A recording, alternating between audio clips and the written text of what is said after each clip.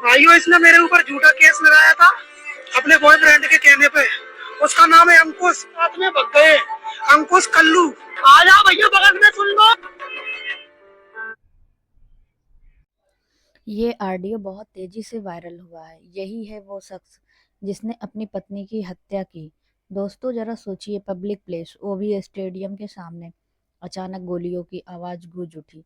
लोग भागना शुरू कर दिए और सामने का मंजर इतना शॉकिंग था कि किसी का भी दिल कांप जाए। 12 सितंबर 2025 ग्वालियर का रूप सिंह स्टेडियम के पास एक दिन दहाड़े एक पति ने अपनी ही पत्नी पर ताबड़तोड़ गोलियां बरसा दी। और इतना ही नहीं, हाथ में देसी कट्टा लिए। वो कट्टा कहाँ से ले आया, ये जांच का विषय है।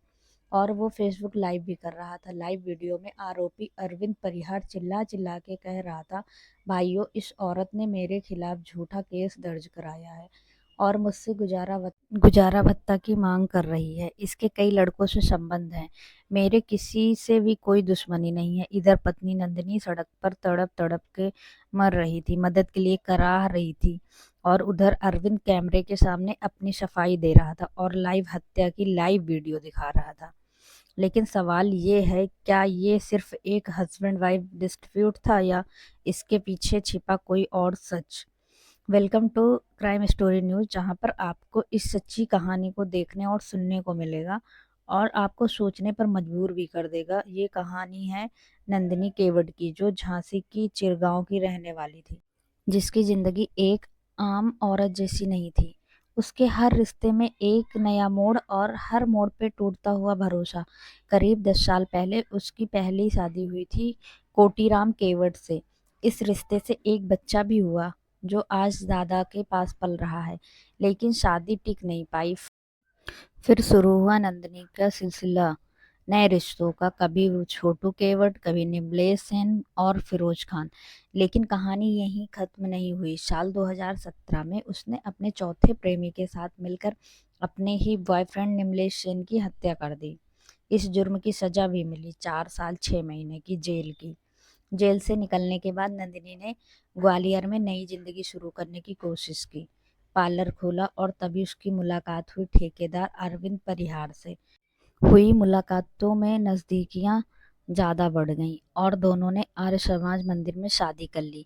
लेकिन ये शादी भी नंदिनी की बाकी कहानियों की तरह जल्दी ही झगड़ों और विवादों का अखाड़ा बन गई।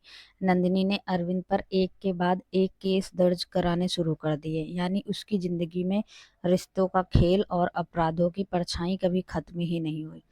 नंदिनी ने सिरोल और विश्वविद्यालय थाने में अरविंद के खिलाफ कई गंभीर शिकायतें दर्ज कराई थी। कभी कार से कुचलने की कोशिश, तो कभी उसकी अश्लील वीडियो और फोटो वायरल करना, मारपीट करना और धमकियां देना। 9 सितंबर को 9 सितंबर को तो उसने ग्वालियर एसपी ऑफिस की जन सुनवाई में साफ-साफ कहा था, अरविंद मुझे मार डालेगा, वो सनकी है, कभी भी हमला कर सकता है।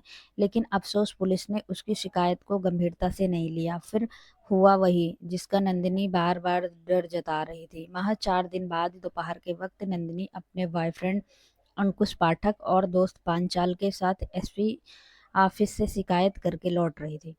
रूप सिंह स्टेडियम के पास अचानक अरविंद रास्ते में आकर खड़ा हुआ और उसने नंदिनी से बात करने की जिद की। नंदिनी ने इनकार किया। उसी पल अरविंद ने कट्टा तान दिया।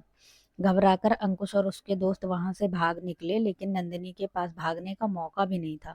कुछ ही सेकंड में अरविंद ने एक के बाद एक 4 गोलियां नंदिनी के मुंह पे तान दी और 5वीं गोली सड़क पे तड़पती हुई नंदिनी और सामने खड़ा हुआ उसका पति, हाथ में कट्टा और कैमरे में अपनी सफाई देता हुआ।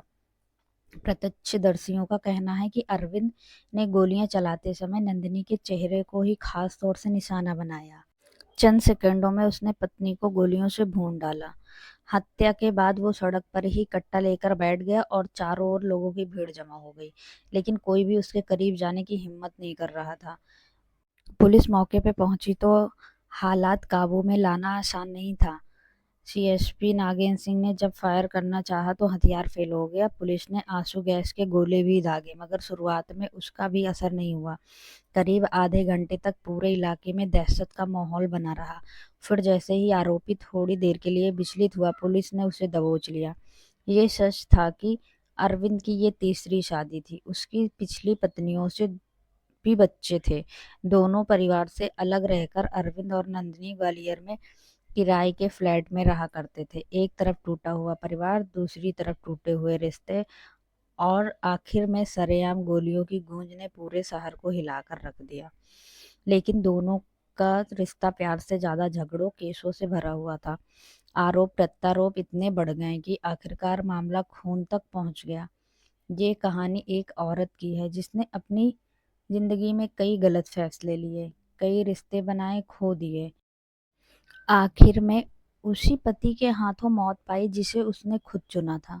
दूसरी तरफ अरविंद का ये जुनून, उसकी सनक और उसका गुस्सा न सिर्फ नंदिनी की जिंदगी निगल गया बल्कि उसके बच्चों और पूरे परिवार को भी बर्बादी के अंधेरे में ढकेल गया। ये कहानी सिर्फ एक हत्या की नहीं बल्कि टूटी हुई मोहब्बत, टूटे हुए रिश्ते और बर्बाद जिंदगियों की दास्तान है।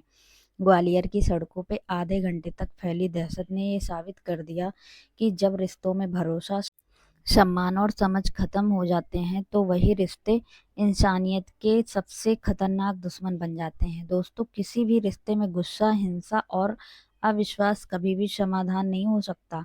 असली हिम्मत है बातचीत करने की और सही फैसले लेने की।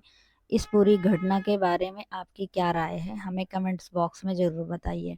और अगर आप ऐसी सच्ची कहानियों से जुड़े रहना चाहते हैं तो इस चैनल को लाइक, शेयर और सब्सक्राइब करना ना भूलें, क्योंकि यही है क्राइम स्टोरी न्यूज़, जहां पर हर कहानी आपको सच और सबक दोनों सिखाती है। क्योंकि जिनको हम अपना समझते हैं वो कब क्रिमिनल बन जाए हमको पता ही नहीं चल पाता। इसलिए आप लोग अपने आसपास गतिविधियों के लिए अपने आँख कान खुले रखें ताकि ऐसे क्रिमिनल से हम अपने परिवार को बचा सकें। धन्यवाद।